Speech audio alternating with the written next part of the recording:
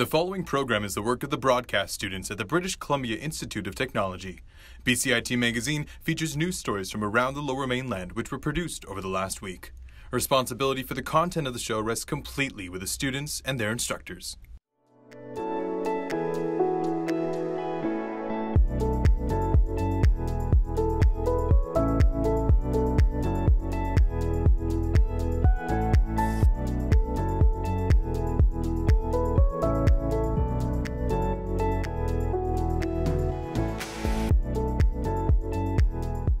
Coming up on BCIT Magazine, Catalans in Vancouver show their support for independence.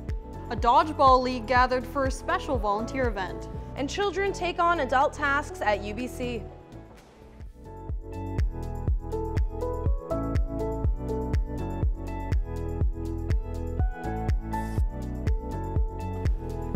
Welcome to BCIT Magazine. I'm Emily Vance. And I'm Dari Zargar. Catalan political leaders are on trial because of their declaration of independence from Spain. Our reporter Jeff Mallow has the story.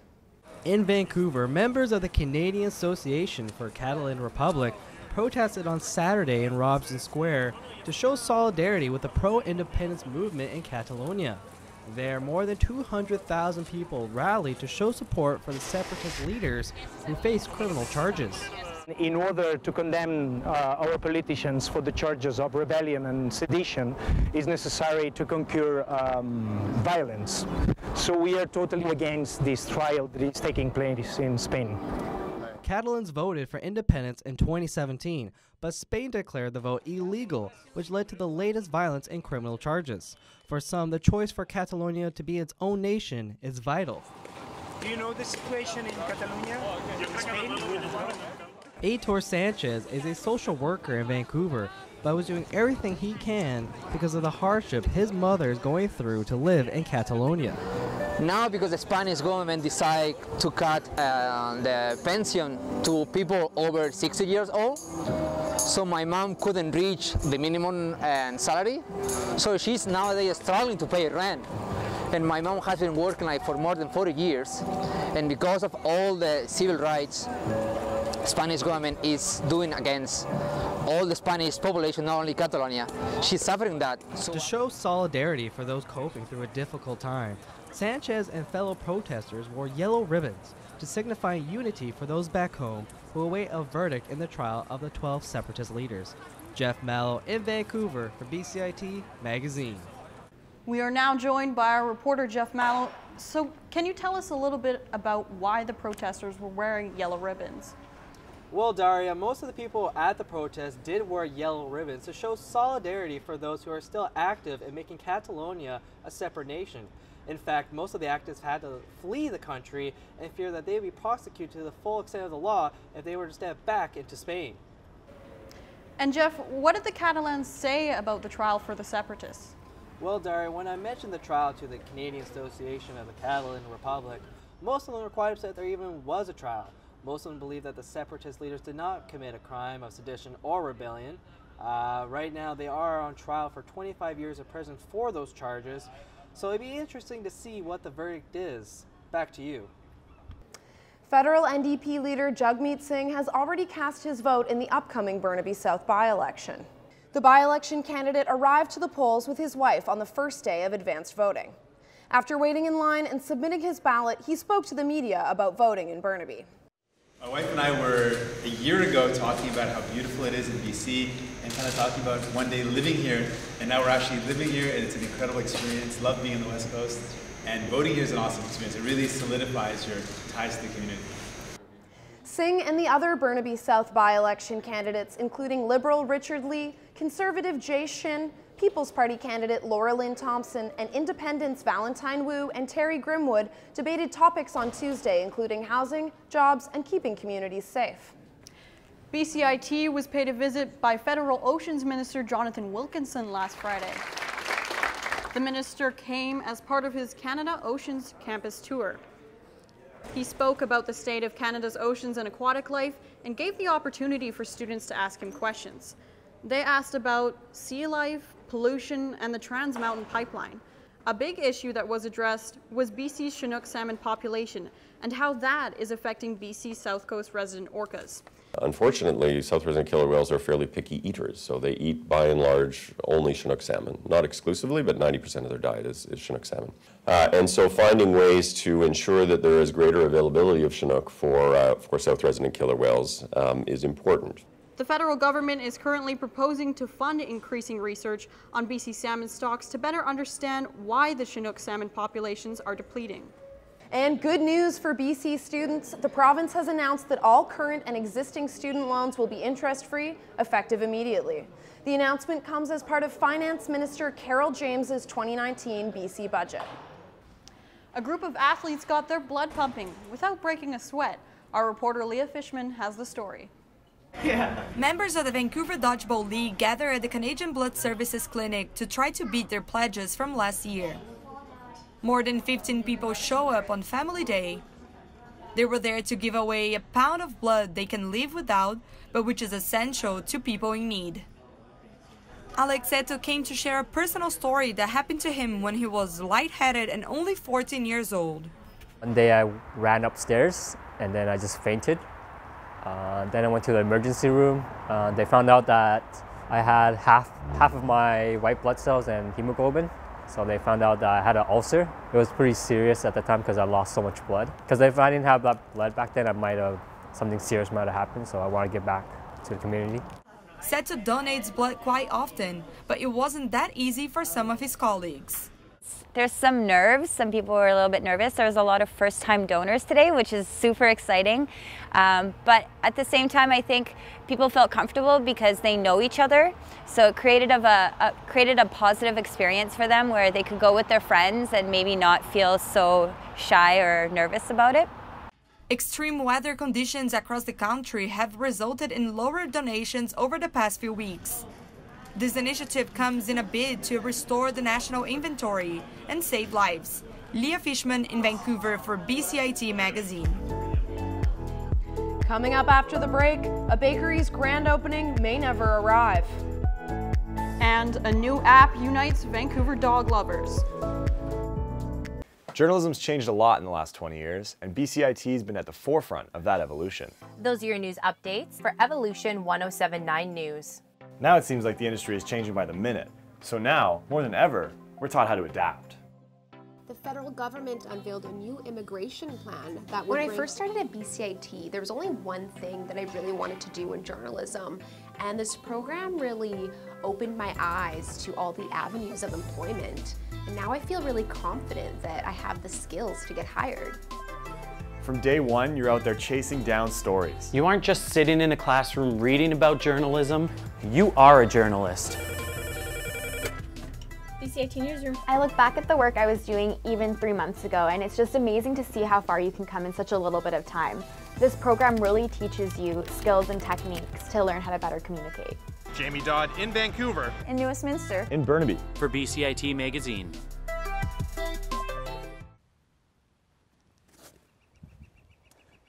February 24th is supposed to be the coldest day of the year, but chill out, it's no problem. There's still lots of cool wintry activities that can be done this week. Hey, are you in the giving mood? Come experience what it's like to spend a night outdoors at this year's Coldest Night of the Year Walk, which is an event that helps raise money for charity to help support hungry and homeless people in the community. Whoa! For those of you who love the outdoors, the Snowshoe Grind Mountain Run is back on Sunday. This social event is great for any snowshoers who want to test their abilities and raise money for mental health awareness.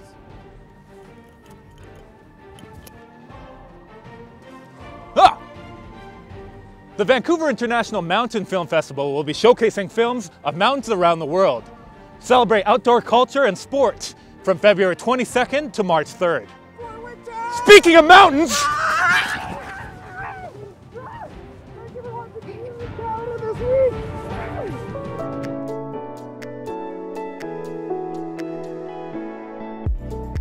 Welcome back to BCIT Magazine.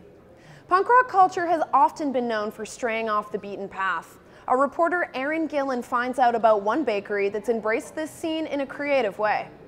this was a part of Halloween, see no evil, hear no evil, and speak no evil. Spooky or tasty? This bakery owner says it's both. Along Hastings Street in Burnaby, Punk Rock Pastries is preparing for its grand opening. Hi, welcome to Punk Rock Pastries. Come inside. I've always been a little bit different, like you can kind of tell I'm a little bit weird, and I love that. And I put that into my store and I put that into my pastries because everyone wants to try something new. So instead of trying just your normal chocolate cupcake, why not you try a chili chocolate cupcake? You know, something a little bit different that's going to make your taste buds just pop. Fraser's love of all things punk is reflected in the bakery. From its walls by the entrance, It has bands that I grew up with, like Blondie and AC/DC. to the washroom filled with quotes. Stressed with dessert spelled backwards is definitely my favorite. But the storefront has been causing some stress for Fraser. The grand opening, originally planned for January, has been pushed back time after time. So we hit a $17,000 electrical bill, we hit a $10,000 plumbing bill. We were prepared, and then every single bump that we hit just got worse. We had to get the ovens rewired. It was just one thing after another, and it just became too much. I literally sat in a pile, in a heap on the floor, and I cried, and there was so much tears and so much emotion because my heart was breaking that I was giving up on my dream. Fraser hasn't let her debt keep her down. She's organized a fundraiser as a final effort to regain the money she's invested. And she has some local star power. It's good for myself and the people of Burnaby to support small businesses. The people that work there and own these businesses spend the money in the community, right? And it strengthens all of us. The former punk rocker will be at the fundraiser to support bringing back the wow factor to Metro Vancouver. This is what I've got to do. It's been my passion since I was a kid. I want to be able to show my son that I can open a successful business and it can be amazing. Depending on the results of the fundraiser, Fraser hopes to finally open shop in March. Aaron Gillen in Burnaby for BCIT Magazine. Our reporter Aaron Gillen joins us now. Aaron, does Punk Rock Pastries have an opening date set in mind? Well, Emily, it all depends on how much money is raised at the Last Chance fundraiser. Right now, they've set a bar of $20,000, and if Fraser reaches that goal, she'll be able to open sometime in March, but a specific date is still yet to be determined. Now, Aaron, what can we expect at the fundraising event? Well, Emily, there's a lot of local bands that have offered to play a concert, so there'll be music throughout the day. Also, Joe from DOA will be there to speak, and I'm not sure to perform, but just to be there and, you know, support them. Holly is also there with a lot of her baked goods with lots of samples, and you never know, there might be a chili chocolate cupcake with your name on it. Back to you. Thanks, Aaron. Broken bones, minor injuries, and CPR, that's what comes to mind when most people think about first aid. My co-anchor, Emily Vance, has more about a different kind of workshop. Helping somebody, it has to be about them. Nothing more, nothing less. This week, BCIT played host to a workshop that teaches family members of veterans and military members how to help their loved ones who may be struggling with their mental health. It's really hard sometimes to take the emphasis away from the military member or the veteran to the family. So it's difficult. So we like to say that the families are the strength behind the uniform, and that's even when that uniform comes off, they are still that strength. The workshop calls it First Aid for Mental Health. It teaches family and friends the basics of mental health and workshops strategies for family members to help their veterans cope with specific issues. This is important because we've seen so many people who have died by suicide, who have PTSD, who aren't really connected, and this is a way of connecting people. The course is headed to the Okanagan next, and anyone interested in and connected to the veteran community can participate free of charge. Emily Vance in Burnaby for BCIT News. A Langley food bank is on the verge of being homeless. A food bank run by Sources Community Services is now being kicked out of their current home in the United Church. Boxes of bread, canned soup, and other items won't be delivered to more than 1,000 people that come to the shelter for help. So we supplement people who are challenged with having enough earnings, or perhaps they aren't employed, to be able to purchase enough food to feed their children or even themselves. And so our work is to provide them with 2 days a week of that food. If we're not here to provide that to them and they're not able to find that elsewhere, they're going to go hungry. Sources is now on the hunt for a new location. They'll need a new home by April 30th. Young said it could include negotiating with the church, opening a pop-up shop, or closing down. A Vancouver-based app is bringing dogs and their owners together. Our reporter Noah Bergstrom tells the tale. Most businesses closed for BC Family Day this past week, which gave pet owners the perfect excuse to visit the only place that was open. And just owning a dog could make you family to this tail-wagging Vancouver community. Paw Swap is an app that connects pups and their owners to like-minded dog lovers nearby. The app has created a following that allows users to build relationships through monthly park meetups in a city where they otherwise likely wouldn't cross paths. By users, of course, I mean the dogs. She loves it. As you can tell, she's like, put me down, I want to go run around. Yeah, it's awesome, right? Like, especially with living like in like a city area, sometimes it's hard to like meet people. The app's main objective is to offer a network of members that could stand in as pet sitters in a pinch. But on this day, it was responsible for some serious family bonding. Well, my pet is definitely my family, and I pretty much do everything I can so my pet can have a better life. And he actually remembers them every time like we go to a meetup. So it's fun for both me and Martini to like see old friends. Well, I spend most of my time during the day with them. So that's how important they are with me, yeah. Like most families, it seemed like this puppy posse is often at each other's throats. But once they're all played out, it'll feel like a long 7 months of separation until March's meeting.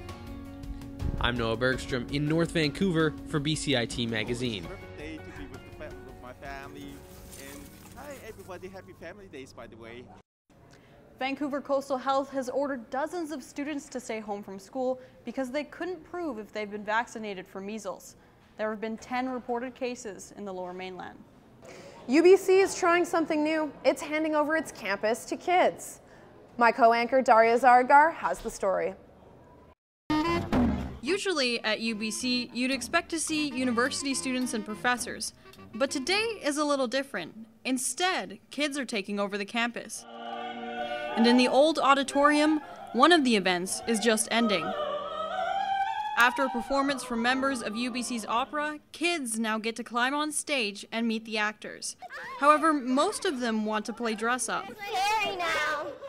9-year-olds Maya and Naomi tried on different tutus, funny hats, and other costumes. It was fun. I've done a few musical theater camps, and those were a lot of fun.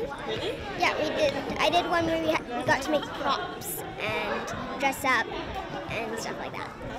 Maya and Naomi are 2 of the dozens of kids participating at this family event. This is the second annual Kids Take Over UBC Day. Families are invited to campus to participate in UBC's art and culture.